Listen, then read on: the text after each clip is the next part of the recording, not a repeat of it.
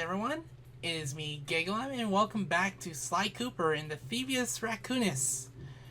In the last part, we got some trophies. Basically for doing certain things without needing to do certain things. There's gonna be a lot of that. There's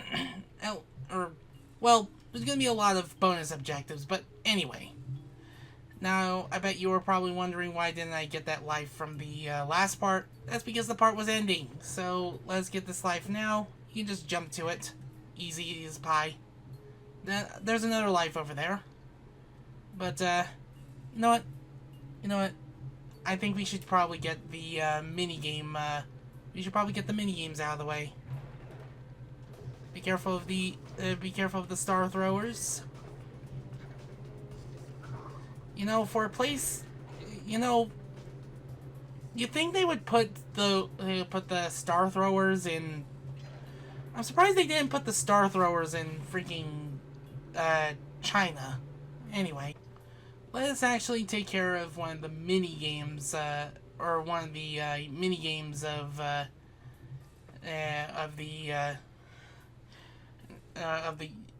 series. I hope you like Smash TV, because that's the gimmick of this. This is where Raleigh's gang of crabs stashes his sunken treasure. Use your sub to blast them. The left analog stick controls the sub. Give it a try. But yeah, I'm not kidding when I say this is basically Smash TV. That's it. Remember, you can always drive the sub in one direction while firing in another. To earn a treasure key, you'll need to collect all 40 chests. Do not let a crab take one into a tube. Yeah. So basically, you shoot the chests to collect them, and if you hear a little honking sound, that means a crab has collected a chest, and you need to take it back.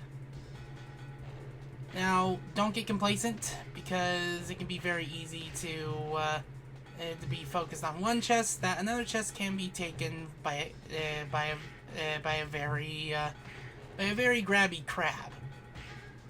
Yep, like that. When you hear that honk, that means a crab has collected one.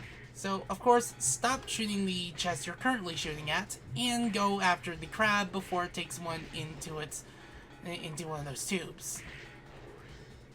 Like, you need to shoot them enough. Uh-oh. You get back here. And I'll just say this right now. Oh, no. Okay, oh, no. No. Oh! Yeah. Hey. Nope. Oh, no. It can be very easy for it to get out of hand. It's one of those type of games where it's just like you get so comfortable with what you're doing that suddenly it gets out of hand really fast. Perhaps even too fast. I guess that's a feeling of what it's like to play. Oh, no. Nope. And there you go. I am so glad that did not take more than one try. I think that's the only minigame round in this particular land. There is another trophy in this particular area and such, and I'll tell you this right now. If you didn't get it while doing it, while playing the game normally, you'll more than likely get it doing the Master Thief sprints.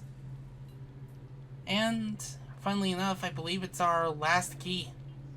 And again, the 1-ups respawn, so you can just recollect them. You can see them already almost to 20 lives. And watch as I lose them when we get to episode 2. Yep. Seriously, how am I... I'm not going to complain about nearly avoiding them. But yeah. I never even got to show off one of the Binocucom upgrades, but I'm gonna try to get all the remaining stuff off screen. But yeah.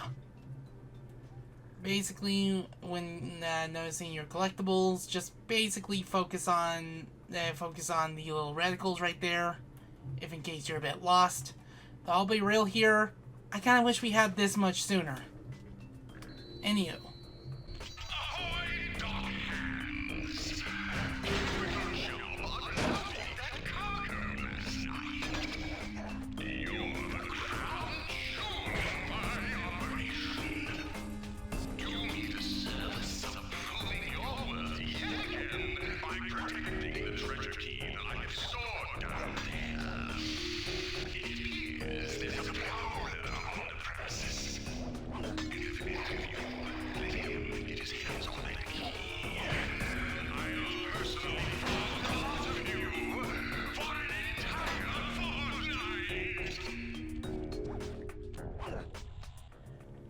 Yeah, Sir Raleigh said an entire fortnight, which I believe means 14 days, or 2 weeks. Anywho, get these coins, puppy want collectible. So, I'm here to show you another trophy. So I'm going to make use of the PlayStation 5 and 4's emulator and its rewind feature.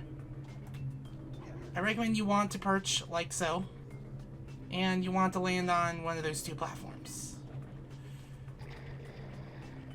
Almost got it.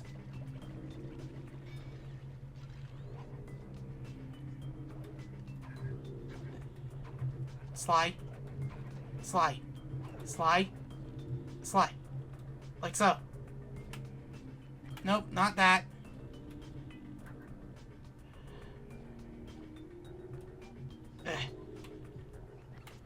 Dang it. It's a bit tricky to land. Let's try that again.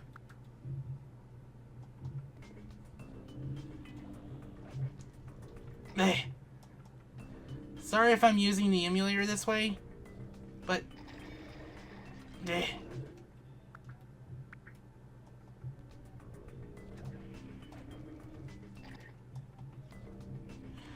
But basically, this is how you kind of want to earn this one. It's so close.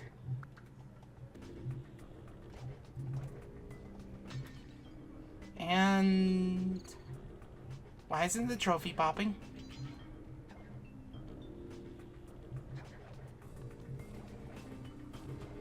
Like, there's a... Like, it's supposed to earn you through the,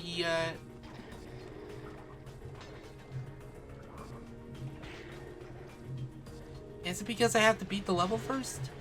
Oop.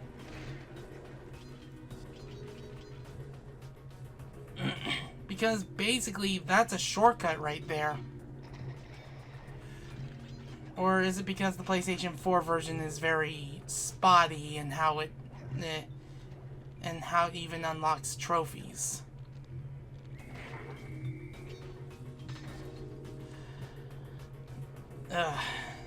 Yeah, I'm a bit broken because that was supposed to unlock a trophy right there. Yeah, if you don't take them out, they will... their little shots will lock onto you. Unless that guy does it for me.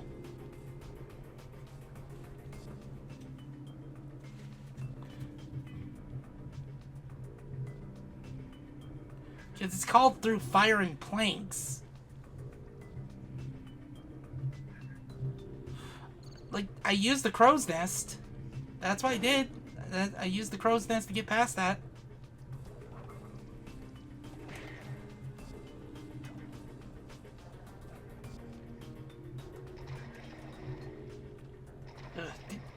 Slide.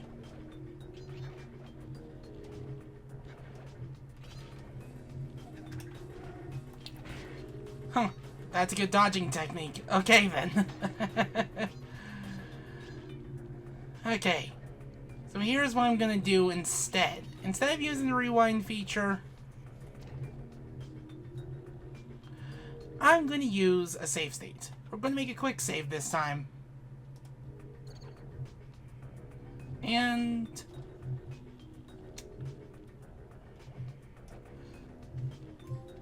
there we go. Now it worked. Is it because of the rewinding? It had to be. Anywho. Let's just reload that state. And take the normal path this time. Or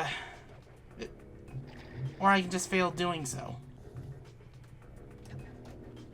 There we go.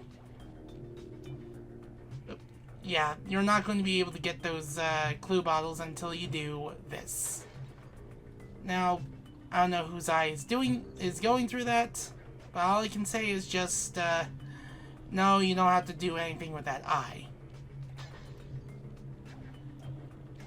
Besides, I think there are like, yep, a couple of clue bottles, so even if you decide to take that little shortcut and such, I'd say save that shortcut for when you do the thief sprints, so that way you can earn that trophy on the way to clearing it. Woo! Yep. These walruses have some serious aim and throw game. Now, this is one enemy you can completely leave alone. This one, however, I don't know what I did there, but I guess the game was just in a situation where I couldn't find some ground, so it just put me back to an area where I had ground. Good job, me. I don't want to abuse the rewind feature too much. I'm just only doing it as a means to get back into action. Okay, can we stop getting flustered here? This is going to be the only part where I make use of the rewind feature in that rapid succession. Wait a minute! I forgot! In the air, your freaking dive technique is a stomp to the ground instead of letting you just push yourself forward. Good job, me. Good job. I'm only doing so just to accelerate the process of getting back here, but I'm trying not to use it too much for this Let's Play. Whoa!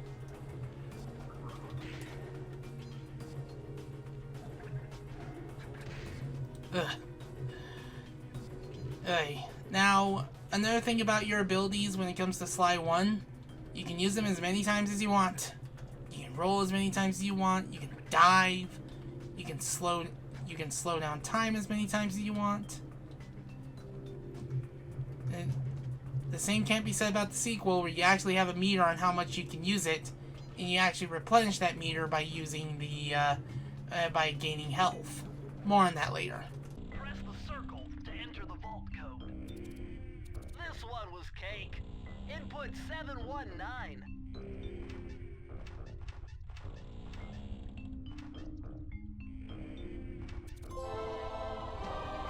And there's your trophy for basically gathering all the blueprints for this area. Oh, you're lucky, Sly. This page features Karen Cooper-Giwa's coin magnet technique. All she had to do was stand near money, and it would magically jump into her purse. From now on, you'll automatically collect any coins you come near. This also unlocks the Coin Sucker trophy for the PlayStation 3 version.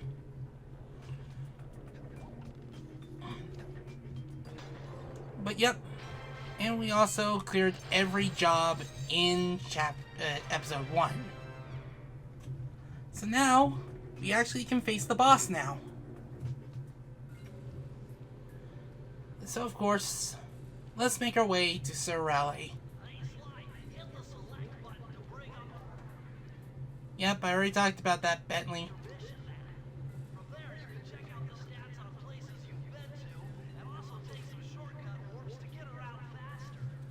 You're gonna want to do that when you do the thief sprints. But of course, let's actually go into the boss this time.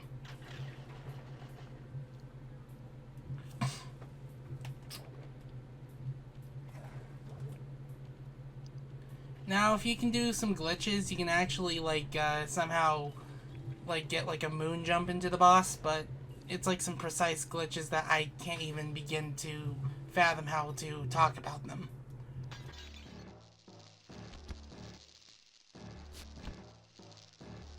How delightful! We have a guest.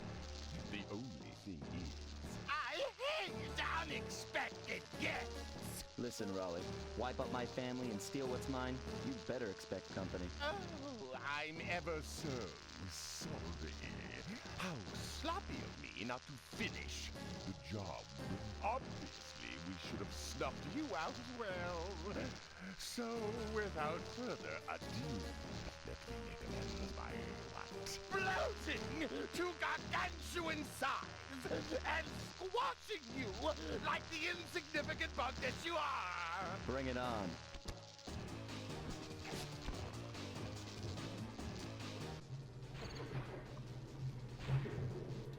Okay, so if in case you want to avoid the game over and have to listen to that cutscene again, cutscenes are unskippable. Not as bad as Crash to Insanity, but enough ragging on that. I recommend you create a quick save before you start the boss. Anywho, this is practically Papu Papu in Ripperoo in one boss. The first phase is basically jumping around on any platform. The second phase is jumping around on one platform. Make sure you hit him when he de-bloats, because he will jump back up to his platform. The third phase is basically any platform he jumps on will sink. Basically, make sure that you're spending less time.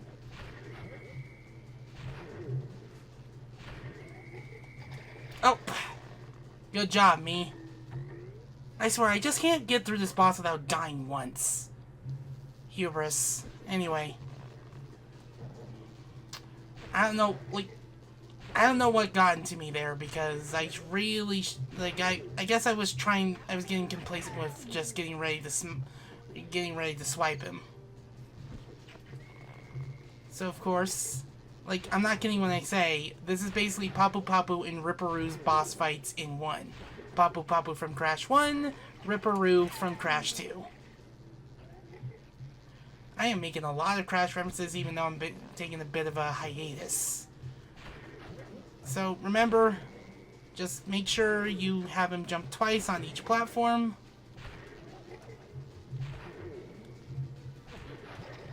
Nope! I jumped!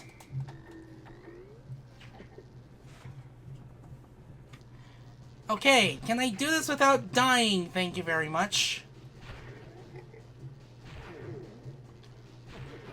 Now, supposedly in tool-assisted speedruns, people have done, fast menuing just to skip the cutscene and go straight to the next chapter. Or episode. I want to call them chapters. I don't know why I want to call them chapters. Seriously, this is the first boss. Why am I failing spectacularly at him? So make sure they jump twice on each platform. 1, 2, 1, 2, 1, 2. Make sure you hit them when they do. Last one. This is definitely Papu Papu right here. You'll jump to the center of the platform. Start double jumping.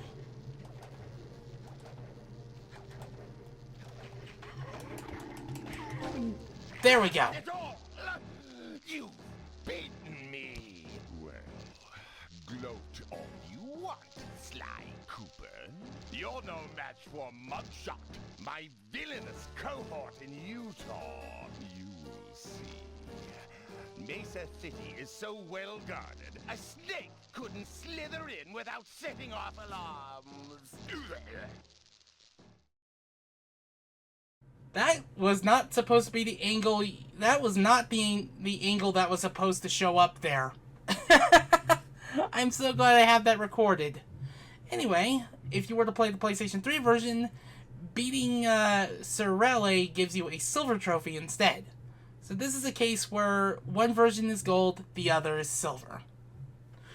And it's going to be that way for every boss, in the game. With that being said, let's watch the next cutscene and get a preview of Episode 2. Raleigh's section of the Thievius Raccoonus held detailed instructions on how to perform my ancestor Ryoichi Cooper's Ninja Spire jump. a technique he developed while sneaking into the thickly fortified castles of feudal Japan. Finding a way off Raleigh's boat got a little tricky with the untimely arrival of Inspector Fox, who, failing to find me, busted Raleigh and his crew. With the storm machine out of commission, boats found their way back onto the ocean, and the mystery of the Welsh Triangle faded from memory. My gang and I loafed around England for a while, enjoying the pleasant weather, and then headed back home, excited for our next heist. I took the liberty of pinning your mission map up on the wall. You can use it to warp directly to any levels you've already visited. And that's going to help you for when you do the Master Thief sprints. Now, you only need to do the Master Thief sprints on four of the 5 episodes if you want to get a 100% save file. I'm going to tell you this right now. If you're playing the PlayStation 4 or 5 version of the game, you only need to do this for 10 of these levels. If you are playing the PlayStation 3 or Vita versions of these games, I think the PS3 version specifically, you only need to get 100% on each of the games for a teaser of Sly Cooper Thieves in Time. More on that game when we get to it.